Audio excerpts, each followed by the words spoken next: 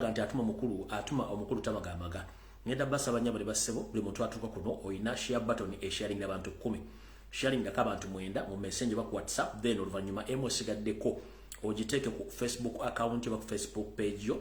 Buli muntu atasobola ku access ga page na sobola kubanga alabira ko tubola okusobola okusasanya video eno mu bungi obwekyalo muntu asobola gira bakale mu namba musizaako abakatuka mabule ku sharing ate tugenda mu baso matu sharing bwenvaawo mbanyenze kubatuma mondetera abantu bano wammanga njala mutajmira mukulembeza ngo mulode wakyagula njiseta mwabere ku video eno njala muntagingire wamondetera sala sosoze yoseri tibahabura rutabayisura mutabani wakare kyensere tamzide nsanga besibe nanyine kabiyonje tambula ajabere ku video eno saba sosoze yoseri tibahabura rutabayisirwa mutabani wakare kyensere tamzide nsanga besibe nanyine kabiyonje tambula abere ku video eno erinya tumogedde da muta saba sosoze bobanga ogezako okwidentifyinga yoseri otekako nerinya saba sosoze yoseri tibahabulwa lutabayisirwa nsi yatemzizide nsanga bisibe nanyini kabuyonje etambula abere kuno wepo nenaba sosoze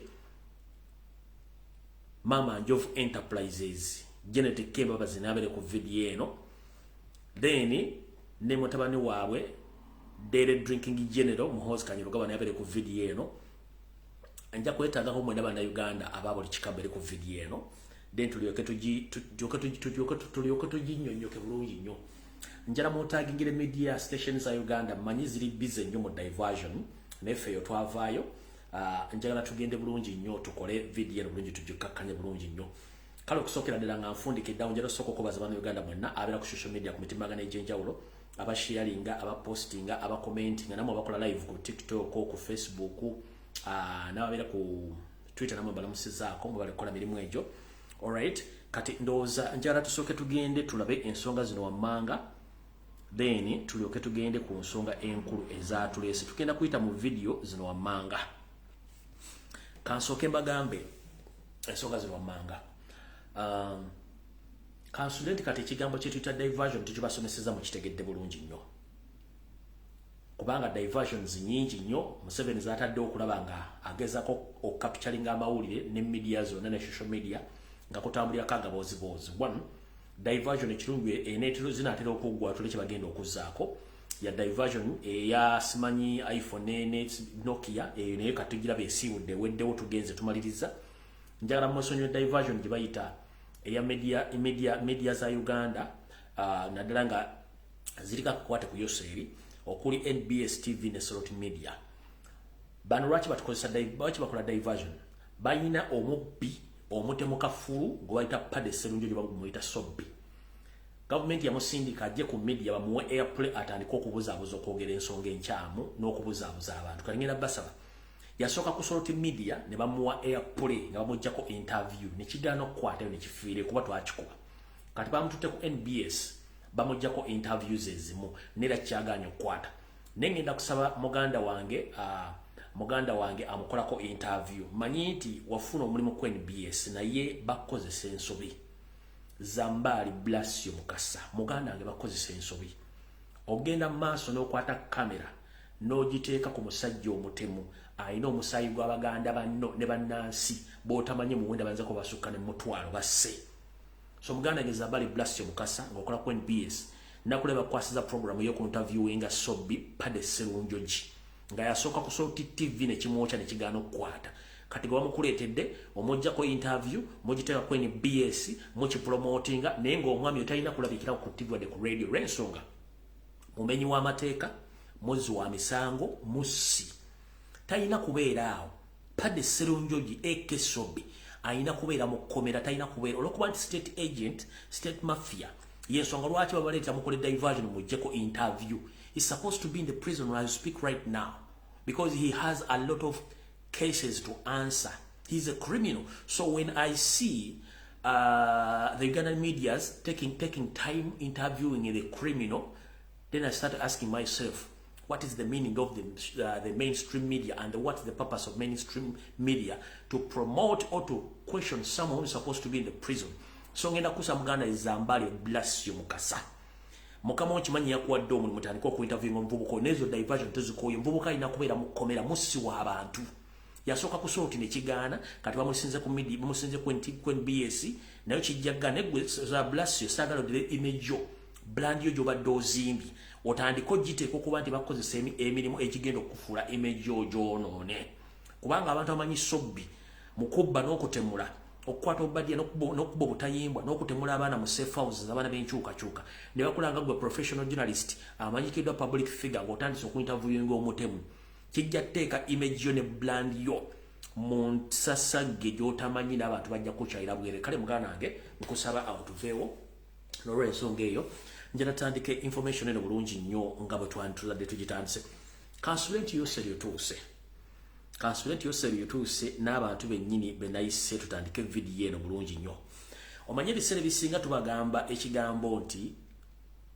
bwe twogera ebigambo bino mulaza tuli basiru nnyo kansooke mbalagako ekiri ndowooza kansooke ne information eno yennyini kansooke ne information eno batambulira oludda waleero tusookere ludda kuba byokukola tulina bingi ndowooza katutandike we twakoma luli then okusookera ddala njala sooka okusasira famire y'omugenzi kitalo nnyo baganda baffe mwenna abenju y'omugenzi Abdul Matovu ono nga yemu ku bakadde abadde bawangaalira ku muzikiti ekibuli tegezeddwako nti Hajji ono yafudde naye nga enfa ya Hajji eno yewunyisiza abooluganda bekoona b'emikwano bagambye nti yafudde kansa ng'ate abobomu ne bagamba nti omwami ono tabadde nnyo na kansa naye okusinziira ku soseza zingambye olw'okuba nabategeezaako dda nti buli yoseri gwawe emmotoka nga tatoli wa luganda lwe ateeka okutuusaako kyalina okutuusaako okusinziira ku soseza mu famire bangambye nti sheek ono y'omu kuba afuna ku mmotoka ezo eza sheek Ndirangwa zeyagaba ezaava mu State House era kyandibanga kyekivuddeko okufa kwe bangambye nti bagenda muziika bangambye nti agenda kuziikibwa aziikiddwa olwaleero ku ssaawa zibadde 10 ebuyingi mu district y'Oteotera era ng'omwami ono mukama amuwummuza emirembe yono neyo omu kubaawe mu motoka ezaabaweebwa ninga emotoka zino nabagamba nti emotoka zino zaalimu obutwa yoyo sheek afudde bambi Sheikh Badru Matovu kitalo nnyo ddala kubagenda nti afudde kansa naye nga famire yegambye nedda si kansa omwami ono yandibanga afudde butwa naye tubaga ebigambo bino boza tusaaga kubanga oli ye tabangako muntu wammwe era takwagalangako katugenda tandika vidiyo eno tegenda kubeera nnyangu ndowooza katutandikire wano mbagambye kumanya ga Museveni mwongereko erinnya Ssaabasosoze tugenda tukwata vidiyo eno mpola era ow'omutima omunafu nga ntandika ngenda sooka zannya vidiyo eno mugiwulirize bulungi nnyo omwami ono kennyini yeemanye nti kisiraani muwulize ka vidiyo kano mukamanyi bulungi nnyo tubatandika vidiyo yalero wuuyo 1 minute njala mukawulire bulungi nnyo. You call me a leader? Eno de ilunganya jatela. I am an enemy. Achi jateki padano of the people. Jadeki padano inuki. I am Exirani. Sorry? I will be Exirani. Aberu sala kisrani ni dano. I will be a curse to the people. Aberu kuong pinga kuong ni dano. All right. Omwami oyo yali ku mukolo gw'omu Northern Uganda n'ayogera ebigambo ebyo kyokka n'omuvunuzi w'olulimi olwo okuluzza mu lulimi olunnansi olw'omambuka yasooka ne yeesikamu n'agamba sibanga ekigambo kyayogedde ngenda kivunula nkwatibwe n'amugamba nkugambye bagamba ebigambo bino kankaddemu omulundi ogusenda tutandike yagamba bw'ati ng'ali mambuka ga Uganda. You call me a leader? Eno de ilunganya jatela. I am an enemy. Achi jateki padano of the people. Jadeki padano inuki. I am Exirani. Sorry? I will be Exirani. Aberu sala kisrani ni dano. I will be a curse to the people. Aberu kuong pinga kuong ni dano. All right. N'omuvunuzi kennyini yasooka ne yeesikamu n'agasoogera ekigambo ekyo ng'ensi omusajja n'ankwata ne bantwala. Tugenze ku Ssaabasosoze information gyennankambwe kati era ye mwami y'omu wano mu bigambo bye era y'ono omwami bulijjo bw'ati. Okay. Yes, let me start with monitor. Tembo, Chidandi, the lady there, the white lady, sorry I don't know your name, and somebody. You just line up on the microphone. Let's have 5 first and then One question per person. Yes. then BBC Swahili will come. Mo public mo camera. Thank you, Your Excellency. All right. Kati video yaro tegera gikwata mpola gwawulira ngegenda kulumya omutwe oli waddembe okujjako essimu yo n'ogenda n'ensigaza abajjo gitegere kisokera ddala. Ngenda kukola statement bbiri mu lulimi Oluganda njiddemu ne mu Luzungu mulyoka muntegere bulungi nnyo. Ebbanga lyonna abazze bagoberera ebyafaayo bya Uganda n'amawulire n'ebyobufuzi mubadde mubuzibwabuzibwa mu ngeri y'obubi endala. Abasajja bano bamaze ebbanga ddene nga beekweka era n'omugenzi Milton Obote Oume Opeto yagezaako nnyo okuggyayo abaami bano ne beekweka. Okwekweka kufaanana ekintu ky'oba olimu bakita camouflage. Ekigambo ekyo bakikozesa nnyo mu lulimi olunamagye naddala ng'omusirikale alina kyayagala okukwasa ebbanga eddene.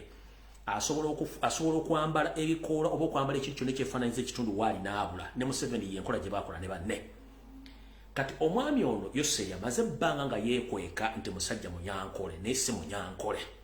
Mu video yalo ngenda kusaba Munnayuganda yenna ali ku social media ng'olina essimu ya buyonjo ng'oli muwandiisi mulungi. Njagala twawule wakati w'abantu bana babiri nkiddamu nga nkifundikira olwaleero.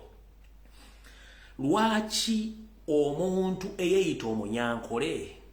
Lwaki ate abanyankole oligino wonna yabatta? Kye kibuuzo ekisooka. Ekibuuzo ekyokubiri, lwaki omuntu eyeeyita omunyankole talina nsibuko mwankole? Ekibuuzo ekyokusatu, lwaki omuntu eyeeyita omunyankole ate baaboogera ku ggwanga ery'Abanyarwanda batta Bannayuganda eryakabano ate avaayo n'alwana nnyo n'aleeta ekigambo kye bayita tribalism nti bamusosula? Lwaki? Kitegeeza tuba tukutte mu kiwumbu. Kitegeeza nti omukulembeze waffe Kyagulanyi Ssentamu yabadde ayogera eruweero yakwatidde ddala mu kiwundu abantu amu kye batayagala kuwulira. Bano abasajja bayambala akakokolo ne batiisatiisa abantu nga tebaagala boogera ku naye ng'ekituufu bakimanyi bajja beekwese. Beekweka kigambo kye bayita camouflage ne beekweka mu bulungi nnyo. Kati olwalo njagala bategeeza tomala budde bwo ng'ovuma owalana omuntu gwe bayita omunyankole. Omunyankole si atulugunya Bannayuganda, nkiddamu. Togeza n'okwata essimu yo n'owalana n'ovuma n'ovoola omunyankole. Omunyankole si afuga Uganda, nedda. Abanyarwanda akabinja k'abatuusi akaakabano ke kafuga Uganda nkakulemberwa Yoseriti Bahabulwa Tabasirwa Mutanu Wakalekezi nsente muzezedde ensanga bisibe Ssaabasosozi. Si munyankole yafuga gavumenti ye Uganda oba si yawa mu buyinza, no. Munyarwanda owakabano omutuusi Yoseri ne group ye bafuga Uganda, nkiddamu. Ladies and gentlemen, this message goes to all Ugandans, more especially the indigenous Ugandans. Please, we are all aware that Museveni and his group, they are not original Ugandans. They came from Rwanda, they camouflaged as Banyankole. So I call upon all Ugandans, please don't abuse, don't discriminate the original indigenous Banyankole. No, they are not the one who are in power right now, who are leading the nation right now. The people in power, those are the Rwandese of the Kabano group, who are mistreating Ugandans, who are camouflaged to be Banyankole. During the day, they speak Runyankole, but at night, they sit and they gather, they start discussing about their future, how to take the country Uganda from the indigenous Ugandans. So at night, they speak Kinyarwanda, and they plan to kill each and everyone who resists their plan. So please, I beg and I call upon all indigenous Ugandans, please, don't abuse the Banyankole. The Banyankole are less concerned about the matters which are taking place in Uganda. The people who are in power, they are from Rwanda, of the Rwanda origin. They are not Banyankole. They just camouflaged as Banyankole so that we can put all the blame and the hate on Banyankole, but not Banyankole. These are the Rwandese who camouflaged like Banyankole. Please, I call upon all Ugandans from different parts of Uganda. Please don't blame and don't abuse the Banyankole. Museveni and his group, they camouflaged and they staged themselves as Banyankole, which is not true. These are Rwandese. They have been hiding in Banyankore. From there and then they camouflaged as Baganda. They went on nicknaming themselves as Baganda. But as we speak right now, they've come out to show their true colors to the public that they are the Rwandese who have been killing and torturing Baganda and Banyankore and other parts of the country. So please, temuvuma, temuvola, temusosula muntu kubaita Munyankore kubanga tuli mu kintu kyekimu. Kati njagala soka balaga bu video buno buli okemoka kasenga temunnavuma Munyankore oba temunnamusosola. Njagala Museveni ka group ye bave ba confirming nti Banyarwanda tumetudiringa n'Abanyarwanda so sikutandika kutuvumisa mawanga ge tubadde nago ebbanga lyonna. Kati kali kuse kavudde kwanjula katandise. Omwami ono ne mutabani wo lidde drinking general Muhoozi Kanyerugaba. Beba saba sosozi ne mukyam ne mama wa Janet Museveni okuba basinga okusosola. Mwenna muloza ndi Museveni Munyankore si Munyankore. He's a pure Rwandi from Rwanda. And he's a curse. And himself knows that he is a cursed Ugandan. And he's a Kisirani. So njagala bazanyira videos zino bili. Ng'omwami ono particularly yagenda entungamo n'avuluga n'ajerega n'atandika okugamba abantu b'entungamo mwakkiriza mutya Robert Kyagulanyi Ssentamu okujja obba wasaamu omwana n'amutwala era mwakkiriza mutya omutwala era tufuna mugaso ki kati Museveni njagala nsooke nkwambulira akabikka omulalo mwajja ne strategy nti mwagala kutwala nsi musindika abaana bammwe bajje abobuwala bazaale mu mawanga gonna agasigaddewo nti mukikole munda omwo abaana bajja bayambako in future. Mukulu nkugamba tugenda babazaalamu tujja bakuza tujja bateeka mu nkola entuufu ey'amawanga gasangibwa mu Buganda. Ne muna basindika mbusoka abasoga bajja bazaalamu abaana nga basoga kubanga omwana aba musajja si wa mukazi. Ne mbana abasindika mu north bagenda babazaalamu abaana bajja kula nga ba northerners. Ne mbazina abasindika ebunyoro bagenda babazaalamu abaana bajja kula nga Banyoro bajja kula nga Batoolo bajja kula nga Baganda. So eyo tactic ye mwakola nfu tugenda babazaalamu ate kijja baluma. Njala kubuuza eno tactic nakakoli mwavanako mu nsiko in 1980s kale semagoba ki esaazi no mwali badde mweyagala nti mwina abantu abasukka mbokadde 10 where are they are nowhere to be seen ne tugenda gera mu katukwa kati eyenkola yammwe eyobusosoze nga mwesiriwaza nga abasajja basitamye bafuka kati kankulagireko obwere nti buli tactic gye mwaleeta nfu musa Abaganda musa Abasoga musa Abanyoro nga mukozesa enkola ey'ekitemu naye twabategedde ate katubamanye tukoye. Kati mulioke Muhoozi yakola tweet n'agamba nti Kyagulanyi yajjawo bamutuba batya musinguzi era yajjawo obuyinza obuwasanga tebamuwadde lukusa. It was oba eno yali reported speech okuva mu wabbo ng'abasosoze abakulu okugisindika omuvubuka asooka ajoogere taata we najja n'ajoogera oluvannyuma. Weewulirizeewo katono wulira bulungi nnyo. Museveni nga anenya abantu b'entungamo okubaleka Bobi Wine najja n'abawasamu mukazi. Wuliriza. President Yoweri Museveni has asked the people of Intungamo not to vote for Robert Kyagulanyi just because they married in the district. Now, both Museveni and the First Lady Janet were born in Intungamo, but the wife of Bobi Wine, Babi Ntunga, was also born in the same district. Now, Museveni today campaigned in Greater Intungamo and pledged for more roads. Intungamo district is where the NUP's presidential candidate Robert Kyagulanyi married his wife Barbara Ntunga. While campaigning in the Greater Intungamo district today, Museveni has discouraged the community against voting for candidates.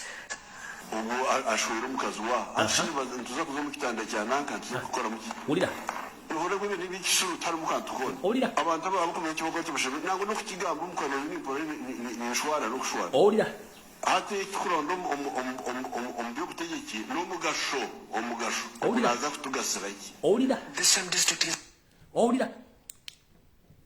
owulira hatred owulira obukyayi obusosozi obuli mu Museveni mbu Kyagulanyi lwaki yagenda n'awasa entungamo era lwaki baamuwa omukazi gwe baamuwa bo ng'ab'entungamo balina mugaso ki era tebandikiriza musajja okuwasa mukazi okubanga bo bategeka abaana baabwe okufumbirwa nga balina ebigendero ebyo bye baali baagala.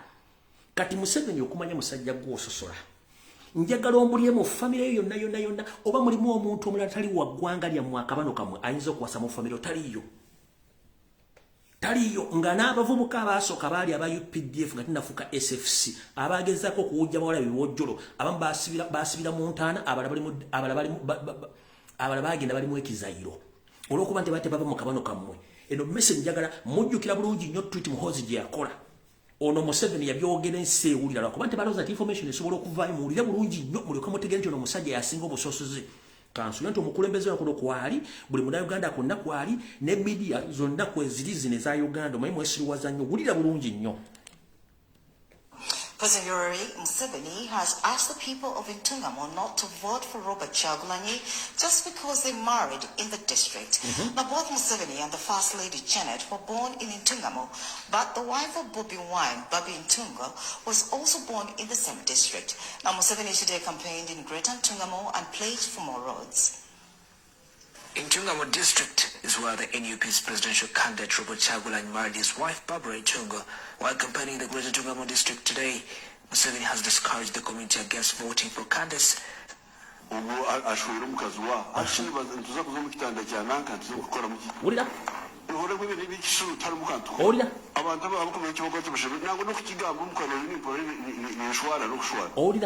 ate tukulonda omubyobutegeki n'omugasho ogwo naza kutugasira iki. The same district is kwegamba nolaba embaata ziri ku social media mwera abaganda basosola mwaka mulya video etandise kati omwami ono yayogera ebigambo bino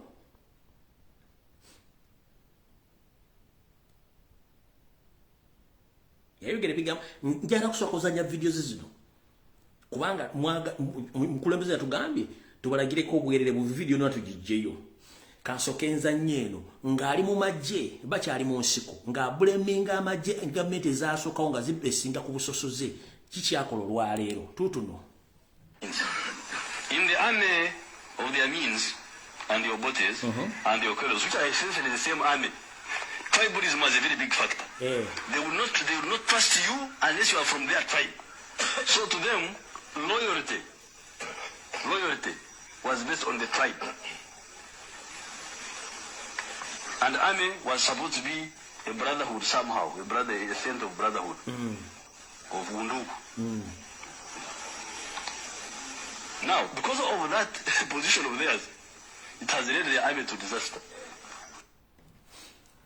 So, because of their position and their tribal settlements, the previous governments, their regime collapsed because of tribalism, basing on who to be recruited in any government office and in any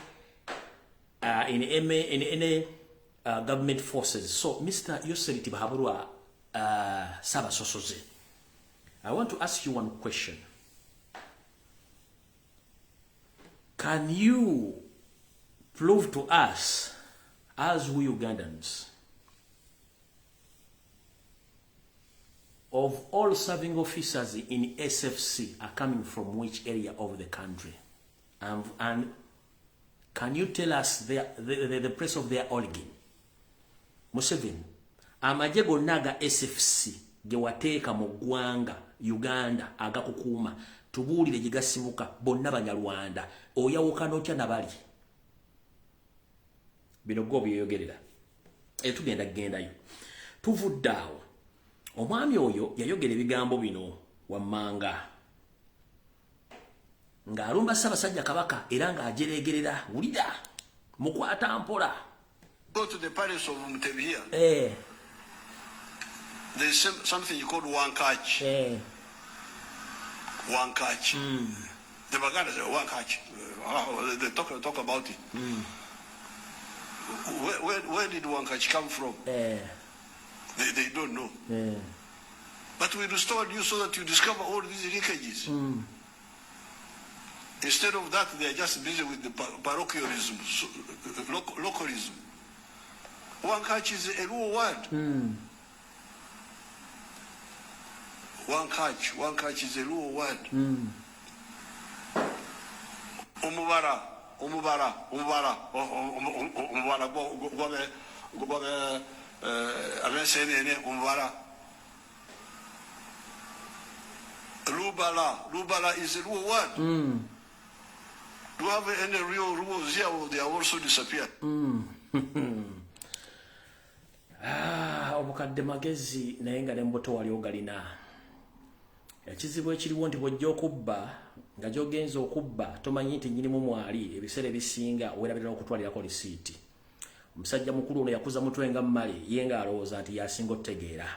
Uganda tetandise mu 1996 to inform you yosseri Ssaabasoosozi. Uganda tetandise mu 1996 njera kubuuza bw'oba omanyi ennimi z'omu Uganda zonna n'amakulu gaazo n'ensibuko ssomero ki Kebere Nasale ssomero ki Kebere University gye basomesa ennimi gye wafunayo omulimu okusomesa ensibuko y'ennimi era olina buvunaanyizibwa ki mu kusomesa abantu ennimi zaabwe kati gwe nga bw'ogamba nti Oluganda ebigambo ebimu byaliwo njera kubuuza gw'ogwa mu tribe ki mu Uganda era musibuka ludda wa tolina nsibuko mukulu tolina nsibuko kati bire bigambo wabyogera ng'oli wammwe Rwanda nakugamba enjala ndaga abantu tusosole twawula Banyarwanda ku Banyankole kati twagala tubategerera na muli Banyarwanda mulekerawo tutta nga temwekwese bine bigambo njagala bibere ku record wulira muraho Abanyarwanda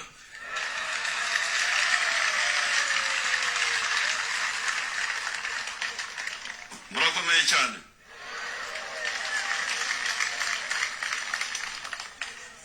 murakomeye ng'amabuye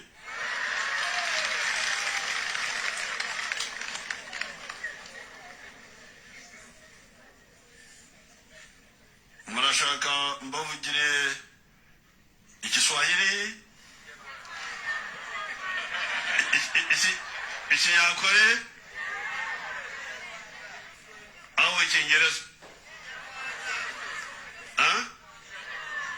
kirashaka cyose Igiswahili murakizi Ikinyakore mukimanya abo kumanya Ikinyakore bangahe abatazi wacha niseme Kiswahili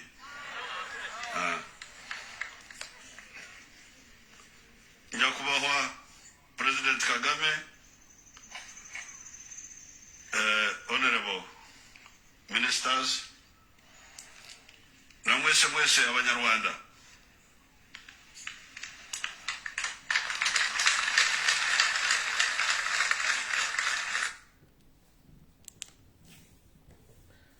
okyayinza okuddamu okwekokanti oli Munyankole yosseri tibahabulwa Ssaabasoosozi okyayinza okuddamu okwekokanti oli Munyankole you are not Munyankole you are Rwandi but the problem is when we mention about the name of Rwanda you start changing the face the attitude why even yourself you fear yourself you fear your tribe so teri muntu yenna kuddamu ku addressing nga Munyankole mu Uganda oli Munyarwanda abajja okuwamba ensi yaffe tutta so mbawadde obujulizi mbaleetedde video buli kimu kati badde mbatuleekaanire mbufe tusosola kanuza mutegedde bulungi nnyo buli kimu nga bwe kiri kati omukulu oyo njala tugende ku video nga bwe yatandise olw'ensonga kansookeera nsooke mbayisiba amawulire gano ndoza mutegeddeko amawulire agafulumye wiiki eno agategeeza nti musajja Munnayuganda Nakabala omukulu gwe bayita Biyinzika oyo omwami abadde addiringa mu bintu by'oku abadde mu musuubuzi ng'addiringa mu bintu bya poultry n'ebisinga obungi wetwogerera essaawa zino alabika gavumenti emubbye ekigo nga wetwogera simanyi banka embanja obuwumbi 21 n'obusukkamu agezezzaako kusaba kwe mu gavumenti bamusobole omusika omukono naye nga bwe kiri mu byawandiikibwa nti Museveni kasita akutegeera nti oli Munnayuganda ate ddala nga oli Muganda kaba kakuweddemu ng'essembuule bwe yakola okusaba bamukkirize bamuweeyo bamusika omukono ne bagaana kyakomekeza nga factory n'ebintu byazimu bya bintu by'omugenzi mugenzi sembule byonna bigenze kati ne mukulu kasika mukulu otwogerera Muganda waffe oyo oba Muganda wa taata waffe Biyinzika naye yandibanga ayolekedde okuba nti ebintu bye bitwalibwa asigale nga mwavu fugge kati muno baka njala bugende eri Bannayuganda mwenda mu mpuliriza bulungi nnyo nina information enekusifu kyenjagala bategeeza mugenda kutya wetwogerera essaawa zino ekitongole kya Uganda Revenue Authority ku buli border post ya Uganda yonna wekiri mu mawulire gano Museveni ayinza n'okuggyako internet sente za Uganda zonna ezisolozebwa zigenda Rwanda era ntegezeddwako nti abasajja ba Kagame gwe tuyita Pirato be bali under control eya Uganda Revenue Authority ku border post zonna ez'eggwanga sente zonna bazisoloza bazitwala Rwanda.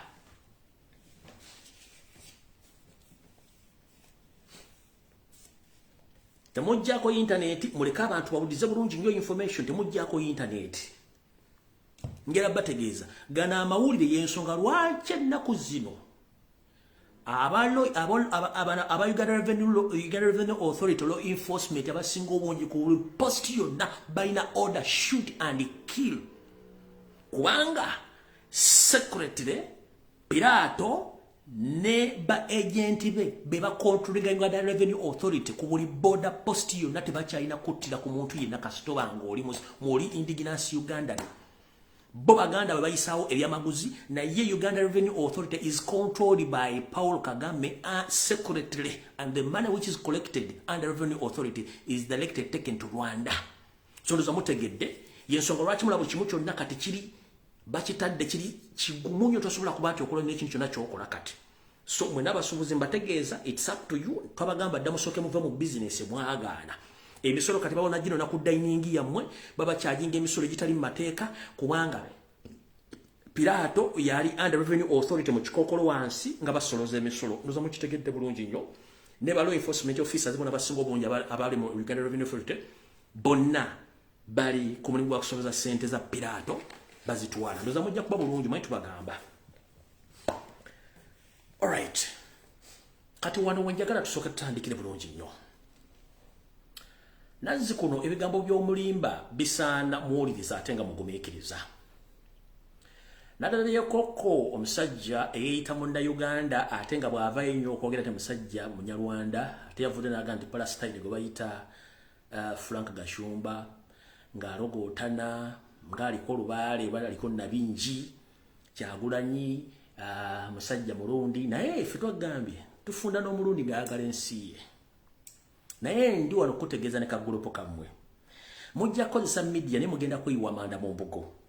Kati mukulu njala kutegeeza Frank Gashumba Kasaboni njala kutegeeza. Akatali kabbe amagombo olya osula mu mulyango. Akatali kabbe amagombo olya osula mu mulyango. Omukulembeze wa omulonde w'eggwanga Munnansi Nakabala ataliko wadde ekibuuzo. Bwe yali ng'atandika olugendo lw'okujja okwesimbawo ku bukulembeze bw'eggwanga buli nsonga emukwatako yagiteeka mu mawulire n'agiteeka ku TV n'agiteeka ku social media era yakola kye tuyita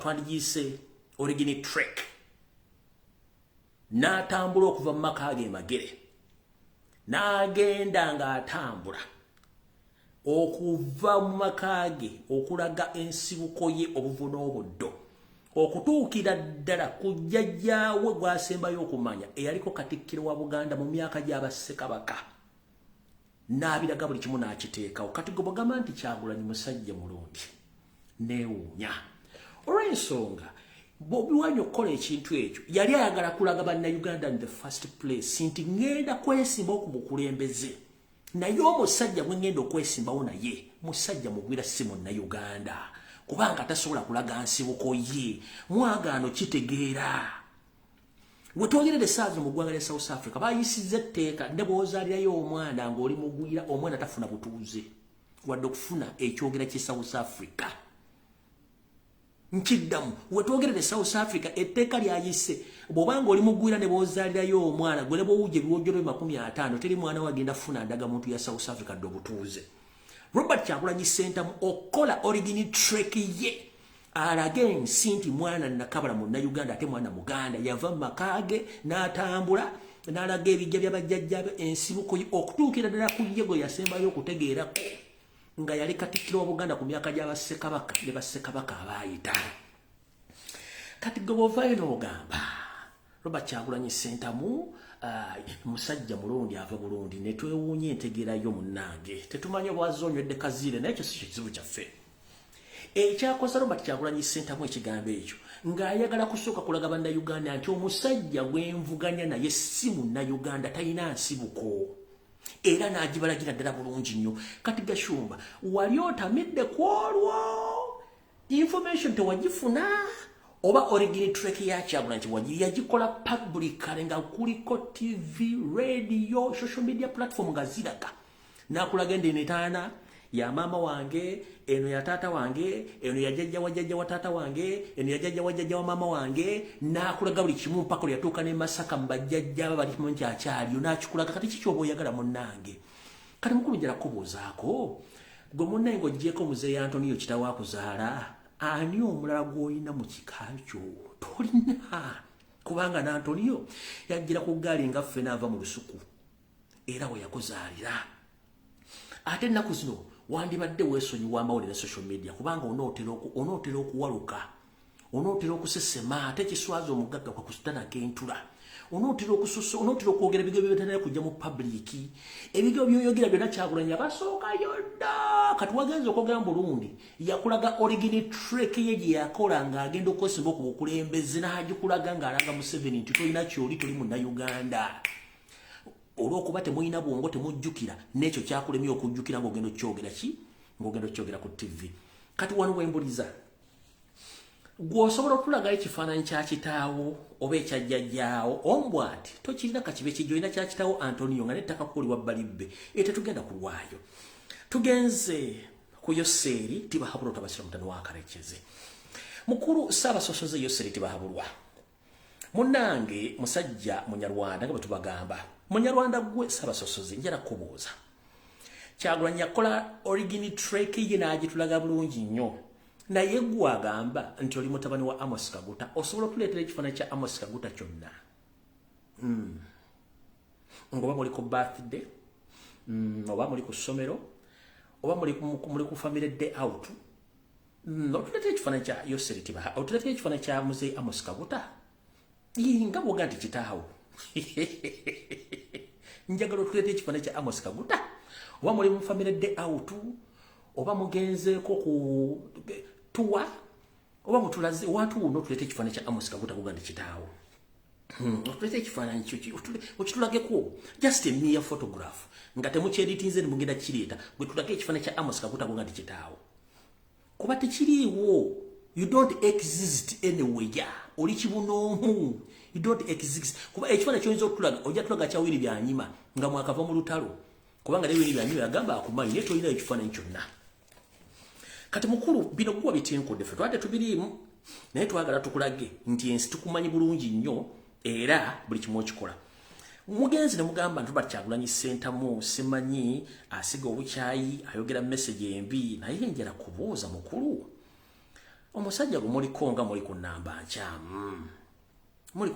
nkyamu talina kyeyayogedde ebiga byeyogedde yabyogedde ne baganda ate nga bya baganda bokka nga n'ebitundu byagenda ayogera message ez'ebitundu ebyo kati njala kubuuza wabadde oyagala ebigambo byadde alina okugamba baganda ajja ebyomwakyoli ebyembaale oba ebyawa era lwaki bwe kituuka abaganda okwogera ku nsonga ezibagatta ng'abaganda mwate abeefuula abanyankole nga temuli banyankole kibaluma nnyo kyekibuuzo lwaki omuganda bw'atuuka okwogera ku nsonga eziri mu baganda banne n'okujoogebwa efutwa ejjoogo ettemu n'obukyayi bumubatuusizaako gw'ate yeefuula omunyankole n'onyiiga nnyo ng'ate tuli munyankole ng'oyagala tutandike okukubagana n'abanyankole ng'ate tukubagana n'abantu abali innocent batalina musango katwategedde we twakutte mu kiwundu ne wejjayo era twakutegedde kati Yoseri njala kubuuza ogamba nti abaganda basosoze nenjala kubuuza ekibuuzo 2-3 munnange nazzi kuno nga buganda gwange lyetongodde lirina buli kimu ekyetaagisa naye olw'omutima ogw'abasseruganda ligamba nti ati tugenda kulaga baganda baffe katwegattire wamu tukole eggwanga Uganda naye Yoseri njala kubuuza ekibuuzo kimu ku myaka 89 gy'olina oba 90 njala kubuuza ekibuuzo kimu ebibuuzo biringa bina njala kubuuza ebibuuzo bisookera ddala Bukyanga Uganda efuna obwetwaze mu 1962 naye katuddire eddala emabega mu 1900 tukimanyi bulungi nnyo nti Abaganda bwe ku bantu abaali ababugumyekoko Abaganda bwe baali ababugumyekoko akatono ne bwe lwatuuka mu 1962 baabugumizibwa ddala ne babuguma naye njala kubuuza mu bitundu bya Uganda byonna njagala ombuulirewo MP Member of Parliament Chairman C5 Chairman C3 owa kansala yenna nga yali yeesimbyeko mu kitundu kya Uganda ekirala kyonna nga Muganda njagala omundage taliyo ekisookera ddala Abaganda b'owalana era b'ovuma tuwa ekitiibwa buli kitundu kya Uganda ekirimu obwetwaze nga kirina eggwanga n'ennono kizibu nnyo okusanga Omuganda ng'agenze agenze kwesimbawo mu north no oba mu east oba mu west oba mu no kizibu nnyo kubanga first and foremost we respect other regions nnyo olw'okuba temulina respect ate mwatusanga nga tulina weakness y'okwagala abantu y'ensonga lwaki akamanyiro mukafudde mukatadde ku stage endala nkugambye olina emyaka 85 plus ogenda mu 9 njagala ombuulire from 1900 up to 1962 and currently any Muganda who had contested as an MP, Chairman C5, Chairman C3 or Councillor in any part of Uganda, no one. So that means we respect other regions. So, toddamu kugamba kigambo try kubanga tewali Muganda yenna yali akoze eki yali yesitaliyo era okwongerezaako kwekyo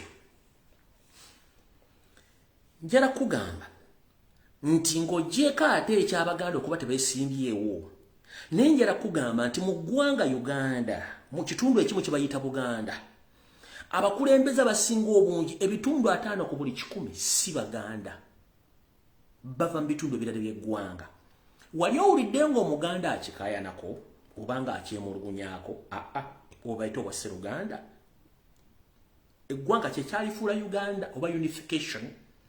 So whenever you come publicly to mention about tribalism, sectarianism, please, please, please zip up your stinking mouth. Next time, if you come publicly to talk about tribalism in Uganda, don't dare talk about tribalism and sectarianism. Please zip up your stinking mouth. Because you are the first person, or you are the most tribalistic creature Uganda has ever had. You, Museveni, zip up your stinking mouth. Don't you ever mention the word tribalism. You understand it? Bobango jokwogera ekigambo kye bayita obusosoze ne kagulupu ko mu Uganda tuyambe totawaananga kwasamya mu mwago kubanga gwe ssentebe w'abasosoze naye nga mwebuzaabuzanga abasitama bafuka wabuzabuzanga abafuka banaaba gwakyasinza okusosola tugenze maaso njala kubuuza mukulu Yoseri Kibahabulwa lutabayisirwa mutabani wa Karekezi abasosoze mu ggwanga lyonna walabika Abaganda bameka abalina amataka okutuuka mu bitundu ebirala by'eggwanga Baganda bameka kabere futi 10 taliyo negwe owulira tukisimbako essira tukyogerako nedda kubanga tuwa ekitiibwa ebitundu ebirala n'amateeka gaabyo n'obulombolombo n'endono byayo yensonga lwaki tetugenda yogula mataka nemwe mujja ne mugula amataka teri abakwatako. That is respect. Kituwe ekitiibwa kati gobogamba nti ate abasosola babakiriza okujja abagula amataka then oba weetaaga okkeberako Windows kubanga weetaaga Windows update ne banno njagala ombuli Abaganda bameka abalina ekintu kitugenda mu maaso. Yose njala kubuuza ekibuuzo ekirala Abaganda bameka bomanyi abaddukanya business ez'amaanyi okwetoloola Uganda yonna bameka bomanyi tebaliyo naye ng'ate kino nkubuuzizza nti Abaganda bameka abaddukanya business okwetoloola eggwanga yonna nga Baganda so ng'ate ebitundu 9 kati ku buli 10 business ziddukanyizibwa mu Uganda za mawanga amalala agava mu bitundu birala bya Uganda neyo olya tukyemulugunyamu kubanga abaganda bannakabala mbalemesezza business nga nasembyeyo olwaleero gwe musudde yebiyinzika abalaba good flat tubala bangi nnyo kati gwe novalo olujjango ogamba mbu simai tribalism wakamulya tugenze ku nsonga endala ndi wano okujjukiza mukulu bovuma nti basosoze okimanyiko nti buwajja nga toyina ndawea oli mu lugabire oli mu kasaati kamu n'empale babiridde nga n'obukowekowa tetulina kusirisala ekirevu wagenda gy'oyita ewammwe entungamu ne bakugamba tetujja kusobola mpisa zo munnange weeyongereyo n'ojjanga otambula mpaka mu Buganda abaganda ne baganda tuli bayambe katuyambe omusajja ono tumutuusa ne bakwatako ne bakuliisa ne bakunywesa ne bakuwa obuddamu ne batuuka n'okubanga otinkula entalo n'ogendako ewamu mu kusooka gy'oyita ndi wamu ne baga tetujja bikkiriza n'odda mu baganda ne bagamba nti bw'obanga oddamu embavu esobola okulwana ffe katukulweyongeko tugende era abasajja n'abakazi ne bagenda ne balwana olutalo va omwange ne baluwangula era bwe wafubutukanawo mu nsiko abaali basigaddewo n'obattirawo bonna nga baganda abasobola okusomoka n'otandika okubagema omu ku omu ekirwadde kya mukenenya abasigaddewo n'obakuba obutwa ne bafa tewakoma ku ekyo ogenze mu maaso bazzukulu baabwe oba si abala bali mu makomera ng'ebitundu 7 ku buli 10 abali mu makomera agali mu Buganda bonna baganda ogenda obabuuza omusango n'ogumu gwe bazza nga tekuli musango gw'osobola kubasalira nti gwabasinga kiki ekyo ky'oba okola ky'osiga kye bayita kyekyo mukulu tuvuddewo awo tugenze mu maaso nyongera okujjukiza Ssaabasosoze Yoseeri si gwe munyarwanda asose mu Uganda abanyarwanda bajja dda mu 1992 era ne beegasanyiza mu Uganda nga nakati abamu bakyaliwo tosobola bawulira nga boogedde ekigambo niyo olw'okuba ggwe ne kagurupuko akatono akaakabano mulina effugabbi mulina enkwezenge mulina obutemu obukyayi mu ggwanga Uganda ne mugamba nti tujja kulwawo kubanga tutegeera abantu bano enkola yaabwe wabulako tubaseeko ekifuba tusobola okubatta abanyarwanda bangi abajja mu Uganda gye buvuddewo katono nga gwe tonnajja neggwolooza lwaki basobola okwefuga okubanga abaddewo gwe yaakajjajjo omufu omujja ku kijja n'otawaanya abagenzi bonna bw'owasanga ku kijja kiki nnyo ekikufuula ow'enjawulo gwe nolowooza nti gw'otya okusooka abafu bonna okuba nti oboogerera mukulu weefuge olw'ensonga nti tukimanyi nti gwe omulimu gwo obukyayi obuyonka kubanga olina ekigendero ekikyo ng'ate abantu b'oli mu kukyayi bantu abaakuyamba kino njagala kibajjukiza mwenna abali mu kwebuzaabuza ng'abafuka banaaba ng'oli munnayuganda wonna bw'oli Museveni kyava kyawa omuganda bino ebintu bino wammanga ekisooka Museveni akyawa omuganda olw'okuba nti omuganda alina ettaka ly'abaganda lye libassa Museveni akyawa omuganda olw'okuba nti omuganda yeeyagaliza ate nekyalimu akyeyagaliramu kimuluma era kimudigida kimunigina ne kimuluma ekisembayo Museveni olulimi oluganda lumuluma okubanga balwogera Rwanda balwogera Kenya balwogera Tanzania balwogera mu North balwogera mu East balwogera mu Central balwogera mu West balwogera mu diaspora lumuluma era wawulira nga omuntu ayogera Oluganda awulira nga afa siriira naye nga talina kyakikolera muganda wange tolina kyakikolera kubanga entandikwa ebiseera ebisinga yebeera enkulu ku buli kintu kyonna kikolebwa kati olulimi lwe lusinga omuluma ettaka limuluma jjukira ye ng'omuntu omugwira era omunyarwanda omuzza obuzi yali asuubidde nti ajja tteeka buli kimu ekisoboka asaanyewo Buganda kiganye. Lwaki Museveni ayagala kusaanyawo Buganda? Kubanga akimanyi yensibuko y'enkulaakulana y'eggwanga Uganda n'okutegeera n'okwegatta kw'abantu. Teri kitundu kya Uganda kyonna wali unification and socialization in the entire country of Uganda and the entire country of East Africa and Africa as well. Nkidamu. Teri kitundu kya Uganda kyonna kiri unified, socialized than Uganda in the entire country in East Africa as well on the continent of Africa. Tekiyo. Mu Buganda wosanga Omuganda, wosanga Omukiga, wosanga Omunyankole, wosanga Omupokoti, wosanga Omukalamoja, wosanga Omunyolo, wosanga Omutoro, wosanga Omuchapadola, wosanga obulimu nga atudde ntende teri ambuuza gyava, akola buli kyayagala, awasa, azaala, n'aziika ne mu kitundu ekyo nga tewali amukubye ku mukono. Era n'olulimi noba tulimanyi ng'omanyi lwabitege balukuyigiriza ne bakwakomodatinga ne bakulaga laavu. Tekiriyo. Kati Museveni ekyo kimunyiiza.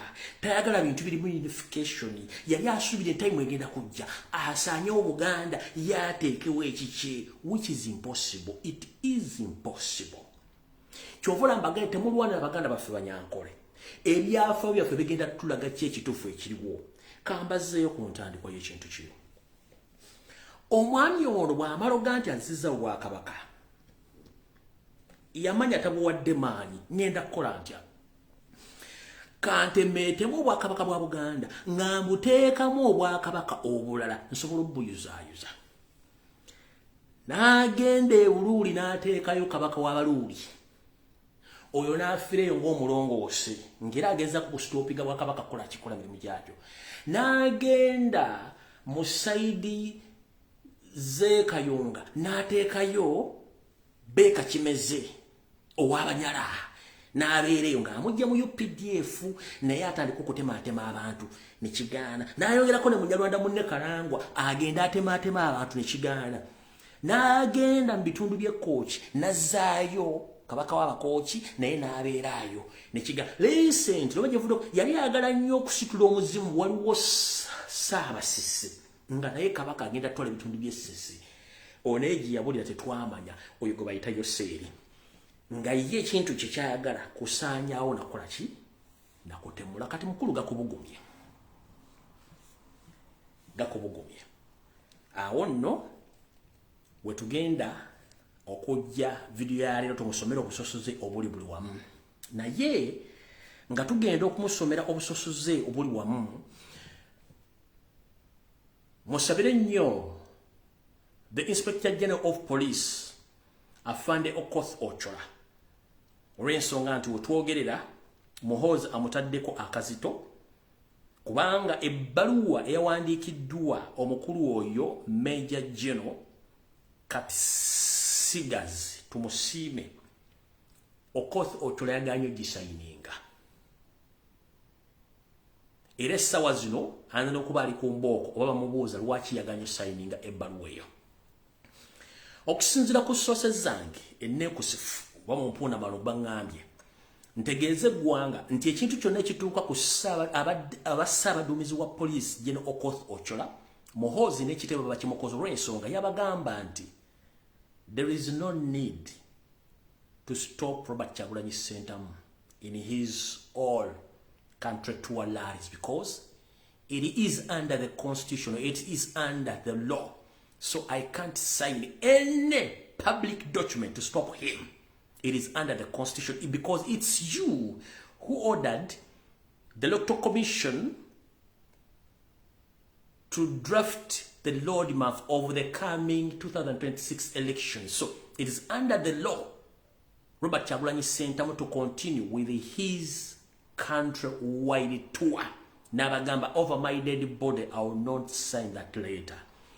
Nezireta owakabano nengalabiye kati siime tumusime kati siime kati sigazi tumusime nengalabiye najjanga nasayininga nateekako mukulu ekintu kyonna ekituuka ku ssaabaduumizi wa poliisi Okoth Ochola, you must answer. Let me state this message in English again. My fellow Ugandans, I'm here to inform you that as we speak right now, the Inspector General of Police, Mr. Okoth Ochola, his life is under danger, or his life is threatened by the son of Museveni, the daily drinking general Muhoozi Kainerugaba, after the refusal of signing the letter which was signed by this so-called Munyarwanda Katsime, which was stopping the elected president of Uganda, Robert Kyagulanyi Ssentamu, from continuing doing his country-wide tour. So Mr. Okoth Ochola told Muhoozi and his family, but it is in the constitution of Uganda which allows Bobby Wine to continue moving across the country with his rally, because it's you ordered the Amokama to publicly announce the roadmap of the coming elections of 2026. So it's in the constitution and is under the law. Mr. Bobby Wine to continue with his public rallies. So he refused to sign that letter, which later on Katsime Kasigas, the so-called deputy, signed that letter himself, because Okoth Ochola refused to sign the letter. So nzamutegedde bulungi nnyo. Bayinza okugamba tebamanyi Luzungu, abayinza okugamba tebamanyi Luganda, simate tebamanyi ki, nkinyonyodde bulungi nnyo. Kati obulamu bwa Gaayo yoli matigre ensonga nti publicly yaganya ate yakoowakowadda, yabakoowakowadda ye yakoomu ebiragiro by'ekisiru, kati yakoowa. Tugenze maaso. Ekirala njala kutegeeza omukulembeze wange w'eggwanga, muganda wange Lutamaguzi Semakula n'abantu b'omu Luweero, ntegezeddwako empunda malungu zange, jjajjaffe eyasumikidde omukulembeze omulonde Robert Kyagulanyi Ssentamu, omwami oyo ow'Eruweero, ntegezeddwako nti era Muhoozi omu n'ekitabalagidde omwami oyo anoonyezebwa bunnambiro, atandike okukunyizibwa akajojijoji k'ebibuuzo lwaki yasumikidde Robert Kyagulanyi Ssentamu n'amuwa obuyinza oba amaanyi ge yalaze mu ngeri gyabadde atambulamu eggwanga lyonna. So jjajjaffe gwe nkimanyi kuno ku video bayinza ogikusalirako ali Eruweero, nkutegeeza nti takubigere oba ne gy'obadde oyita oba gy'obadde olya yonna wegendereze nnyo, bakutaddeko enkesi okwetoola Luweero yonna baagala kumanya lwaki wakutte amaanyi n'ogaba Robert Kyagulanyi Ssentamu, so nga ate bandibadde basuubire nti wandigawadde daily drinking general, ng'ate it is impossible kubanga si y'omu ku bannayuganda nga ne kitaawe naye mpoona malungo.